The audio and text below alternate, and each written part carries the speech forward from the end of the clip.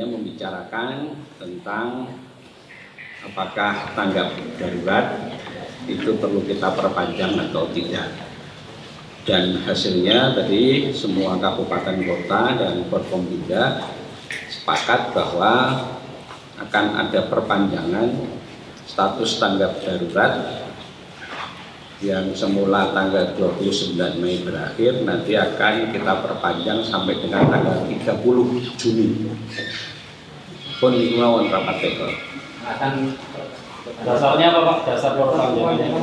Ada keputusan Presiden yang memang keputusan Presiden tentang kondisi bencana ini, non alam ini tidak ada batas waktunya, tetapi akan ditinjau ulang kalau kondisi sudah baik. Itu dasar hukum. Sedangkan dasar yang lain adalah yang pertama kaitannya dengan kondisi kesehatan masyarakat, bahwa penularan terhadap virus COVID ini masih berlangsung di daerah Semarang Jakarta. Walaupun kalau kita lihat 3 hari terakhir ya, kalau nggak salah, ini kita 2 hari terakhir ya, ini 0. Tapi kita belum pastikan nanti ke depan apakah kita bisa tetap mempertahankan tidak ada penambahan positif, sehingga kita masih memerlukan dasar regulasi sebagai dasar untuk menerapkan kondisi tanggap darurat. Lalu yang kedua, tentu di dalam waktu tanggap darurat ini kita tidak hanya bicara tentang kesehatan, tetapi kita juga bicara tentang sosial ekonomi.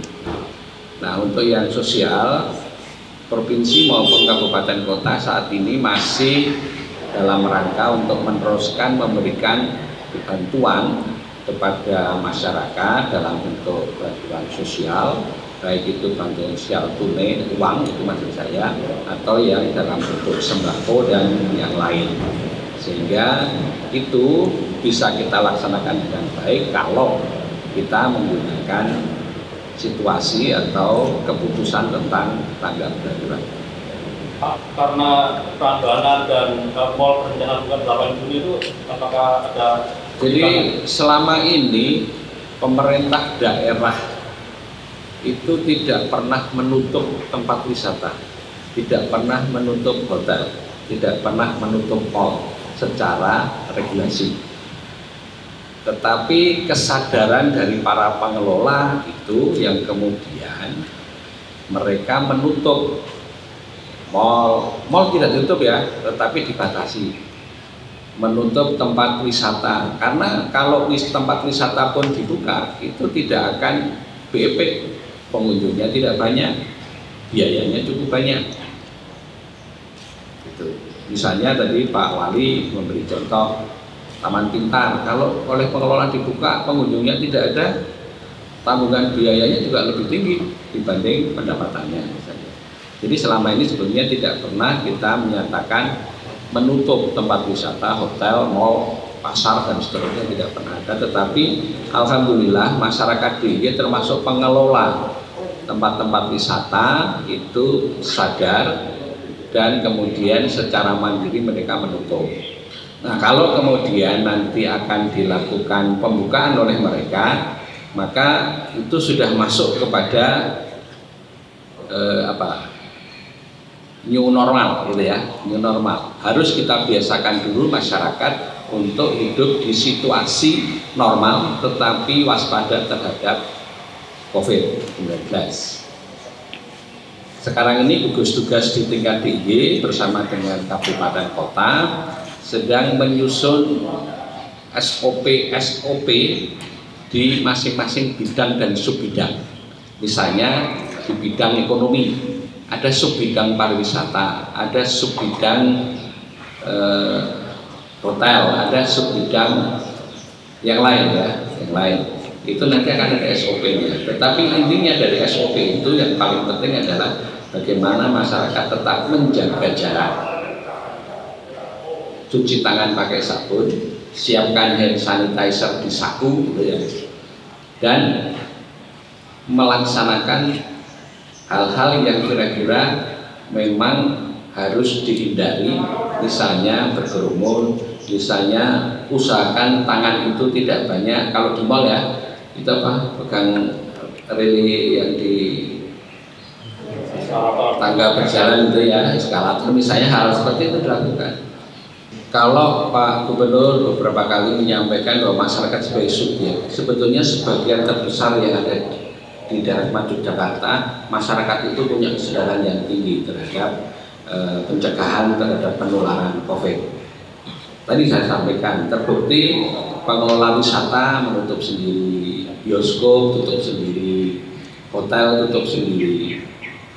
Tentu karena demandnya juga nggak ada, demandnya nggak ada, sehingga mereka sendiri. Pemerintah tidak pernah melarang itu. Sehingga kalau kemudian pertanyaannya, nyatanya masih ada, iya. Jadi kita tidak bisa menghindari sama sekali ternyata bahwa misalnya seperti klaster yang muncul baru, klaster yang asli di Jogja, itu kan klaster Indogrosir saja. Klaster yang lain itu klaster bawaan kan, dari luar ya. Yang klaster asli itu kan lingkaran itu klaster asli ya. Klaster Pribumi Dewi, itu kan yang di Indogrosir. Ya, saya kira ini satu peringatan bagi kita. Itu sebetulnya pihak pengelola juga sudah menjaga, para pengunjung sudah juga menjaga, tapi ternyata masih ada penularan. Nah, ini jadi perhatian bagi kita. Pada saat nanti kita betul-betul pada new normal, maka pengalaman di Indogrosir harus menjadi pengalaman pahit kita untuk menghindari penularan yang ternyata bisa menimbulkan jadi klaster baru. Itu sebetulnya. Jadi tetap saja kita ingin kesadaran masyarakat bahwa anggota masyarakat di DIY itu kita jadikan subjek bukan objek, sehingga mereka bisa menjaga sendiri-sendiri. New normal itu di beberapa kali pertemuan dengan pihak Jakarta, itu kan pertemuan itu ada yang dari sudut ekonomi dipimpin oleh Pak Menko Ekonomi, ada dari sudut SDM Pak Muhajir, apa juga ya, PMK ya, PMK, Pak Menko PMK, juga BNPB dan Pak Presiden sendiri. Yang intinya bahwa ada rumusan-rumusan yang kita pergunakan untuk memberikan lampu hijau kepada daerah untuk segera membuka diri. Nah, sebetulnya kalau kita perhatikan seperti di DIY itu kan belum pernah kita itu menyatakan menutup diri, karena menutup diri itu artinya kita mengusulkan PSBB yang kemudian disetujui oleh Kementerian Kesehatan. Jadilah PSBB, maka itu kemudian berlaku larangan-larangan. Tetapi yang berlaku di DIY selama ini kan sebenarnya bukan larangan, tetapi kesadaran masyarakat kemudian yang setengah sadar itu diingatkan oleh Pol PP, oleh kepolisian, oleh TNI gitu, untuk tidak melakukan kerumunan-kerumunan. Nah, saya kira RT dan R0 itu menjadi salah satu indikator kita untuk dinyatakan sebagai daerah yang boleh melakukan new normal. Tetapi apa kemudian new normal itu bisa dilakukan sendiri?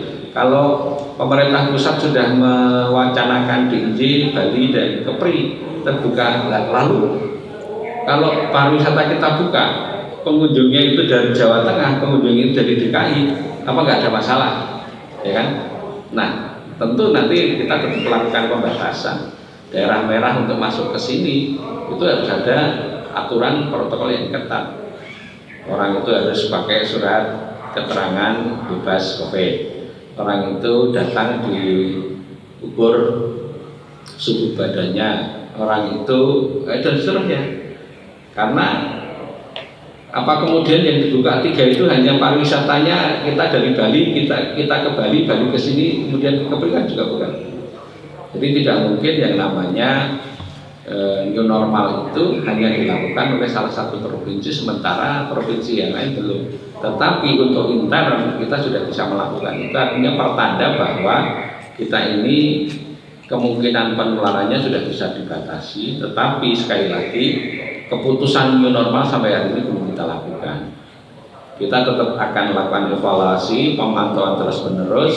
Kita lihat kasus terkonfirmasi positif seperti apa.